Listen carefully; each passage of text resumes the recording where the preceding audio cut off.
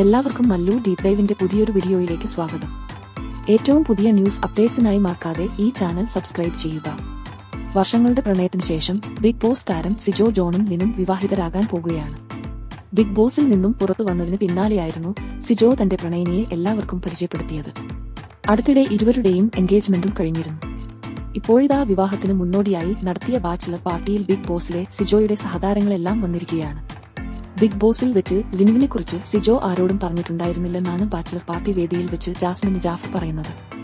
Big ബോസിൽ വെച്ചാണ് ഞാൻ ആദ്യമായി സിജോയെ പരിചയപ്പെടുന്നത്. ലിനുവിനെ കുറിച്ചൊന്നും പറഞ്ഞിരുന്നില്ല.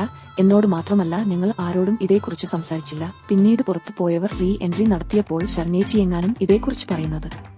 നിന്റെ പെണ്ണ് കാണാൻ അടിപൊളിയാണെന്ന് ശർനേച്ചി അവനോട് പറഞ്ഞപ്പോഴാണ് ഇക്കാര്യം ഞാൻ അറിയുന്നത്, ജാസ്മിൻ പറഞ്ഞു. പുറത്ത് ഇറങ്ങിയതിനു ശേഷം ലിനുവിനെ കണ്ടു.